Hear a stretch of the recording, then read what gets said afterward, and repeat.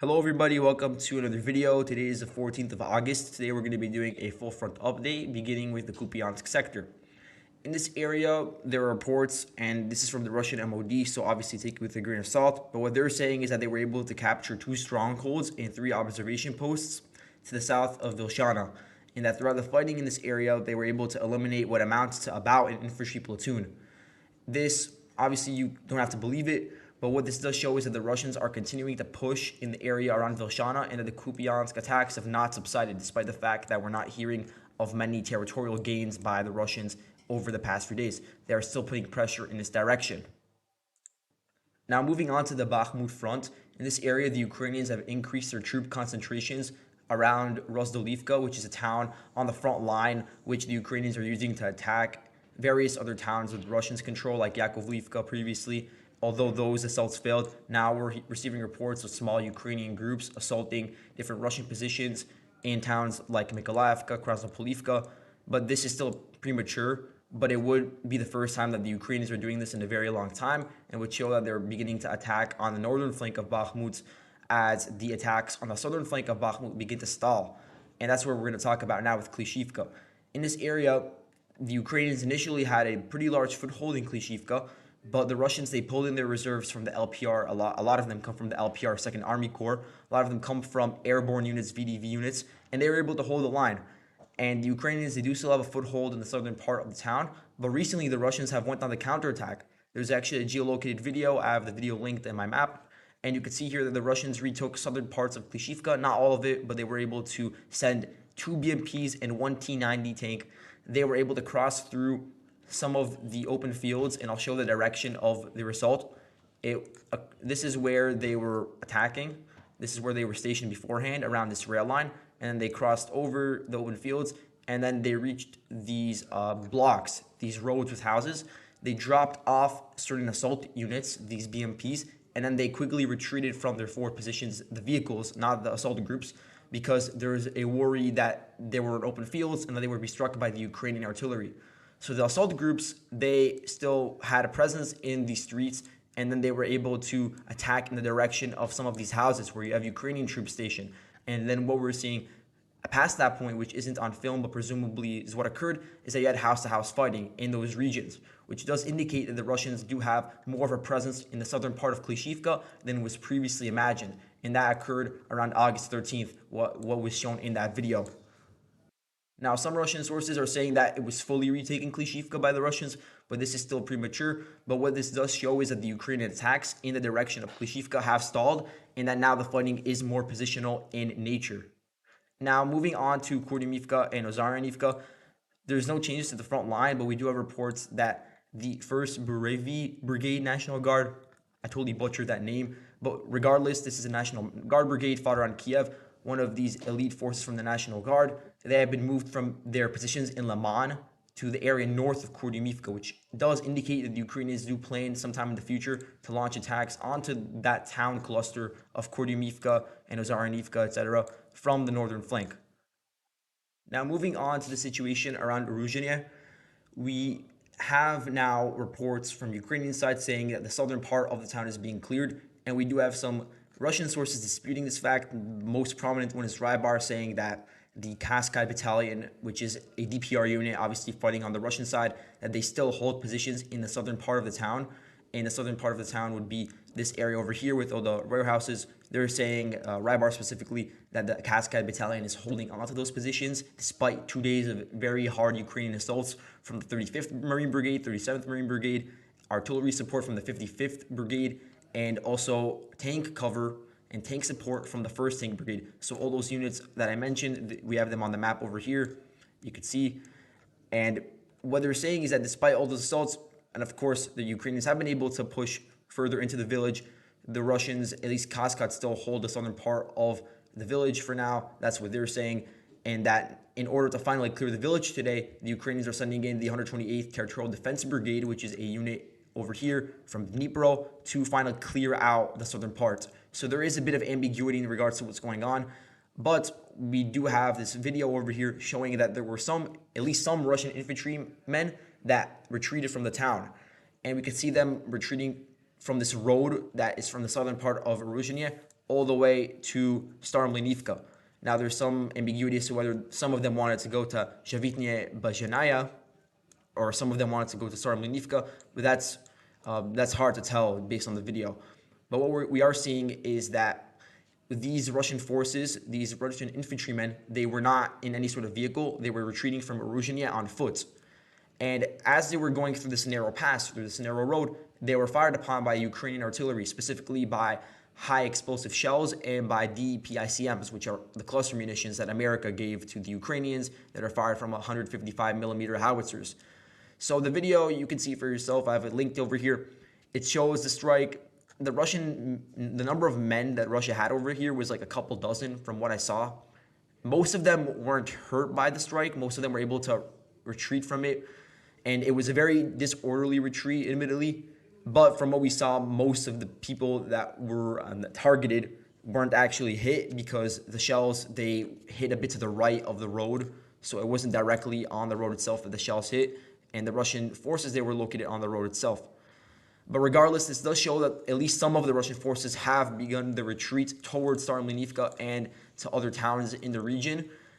And this shows that also the Ukrainians do have artillery capabilities, so those might have been underestimated in the past. But a big reason why Ukraine was able to take over Urozhaine is due to their artillery capabilities and due to the lack of Russian counter-battery fire on Urozhaine. And then the same question could be asked over here. Where was the Russian counter-battery fire to prevent strikes on those Russian forces that were retreating from Urozhaine? So that's certainly an issue that the Russians have to deal with in regards to this entire front around Zaporozhye. But let's move on to the situation around Robotyne. So around Robotyne, last time that we talked about the town in a different video, we mentioned how the Ukrainians were able to get a foothold in the northern outskirts of the town.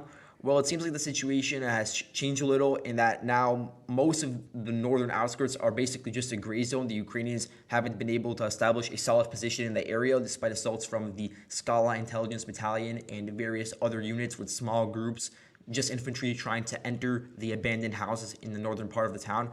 So over the past few days, the Ukrainians have shifted their strategy from attacking directly from the north, which is what they were doing before, towards attacking more from the east, which is what they were doing about a week ago. So that's the shift in strategy. What you're seeing is that the Ukrainians were able to advance not much, maybe a couple hundred meters in this open field over here. I'll circle the area that they acquired these gains over here. They were able to advance in the areas just to the south of some forested patches that the Ukrainians had previously taken over. This is the forested patch I'm talking about. This is a forward Ukrainian position where a lot of the infantry is stationed, and from there they get moved out and begin attacking further south. And this is done on a daily basis. And at the moment, the units that are mainly doing this, and they're being rotated, by the way.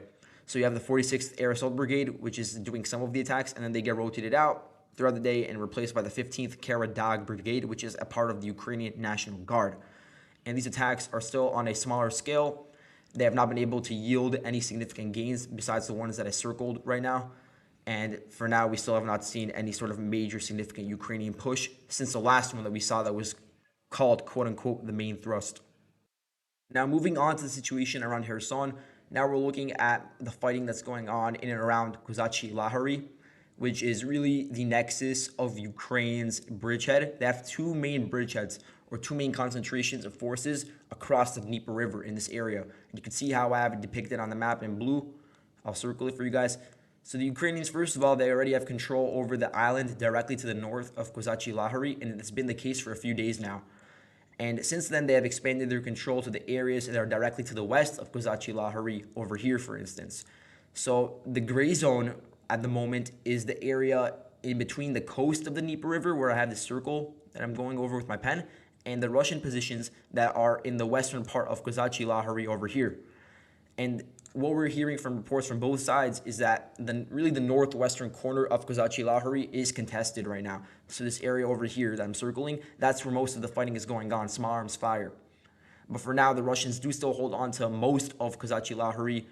Some videos have been posted by journalists on the ground, but most of those are recorded at the entrance to the town to make it seem as if all of it is under Russian control 100%, but at least the northwestern part is contested at the moment. So the second bridgehead that the Ukrainians have, or the second concentration that they have in this area, is going to be circled over here. You can see it over here. This area is smaller than the main Ukrainian concentration that I've circled over here on this main island, but it's also significant because the Ukrainians have been able to secure some dachas, some cottages. Over here, you can zoom in and see they've secured some positions over here near the coast, and they've also been able to secure some positions within the shrubbery in the region. So now they hold positions that are directly to the north of the town of Pitstepne. Now, we don't know how many Russian forces are over here. It doesn't seem like it's that fortified from what we're seeing. So we're going to have to see if Ukraine tries to assault it directly. But for now, what we're seeing from this region is that the Ukrainians are increasing their troop concentrations. They're increasing the amount of boats that they're using. They're increasing the amount of equipment that's moved across the river. And the bridgehead itself will really be emboldened, and will be strengthened if it's able to secure a certain town that could be really a gathering spot for all of these different forces that are scattered across the floodplains. And that would be Kozachi-Lahori. So now we're seeing Ukraine assaulting it. There's artillery duels within and outside of the town. You have Russian artillery batteries in this area over here. Chelbura, I think that's the name of the town. You have some artillery batteries over there. They're firing onto the Ukrainian artillery. The Ukrainian artillery is on higher ground in this area because the Ukrainian side of the river is on higher elevation compared to the Russian side, which is mainly just floodplains. So you're seeing the artillery battles going on between both sides in this region. And also what we saw, just to give a quick update about Major Tomov, because that's been a big story from this region around Kozachi-Lahori, just to give some clarification on the situation for that Russian commander. If you don't know, Major Tomov, he's a commander of the Russian 1,822nd Battalion, just some local unit in this region. And when the Ukrainians landed originally, I believe on August 8th, across the river on the island to the north of Kozachi-Lahori, this commander, he was sent on a forward reconnaissance operation, or just as an operation to quell the Ukrainian bridgehead as it was being formulated in its incipient stages. And really, we didn't hear about anything about him for about 5 days after he was sent on this mission. And now we finally have clarification on his situation and on the 25 men that he was leading. What we know is that now he's been captured by the Ukrainians. The Ukrainians published 2 videos with him. One had Major Tomov showing positions that the Russians held onto in Kherson and some of their fortifications in the region. And he was also interviewed. Really, you can't believe anything that anyone says when they're POW and they're interviewed on the front line when they're captured by either side, because they're under duress, of course. But this does show that he has been captured. And in terms of the 25 men that were with him, that were probably, they lost contact with them in the area that I'm circling right now, they were either killed in the fighting or they were also captured by the Ukrainians. So that's all I have for today. Thank you guys so much for watching, and I'll see you guys in the next video. Goodbye.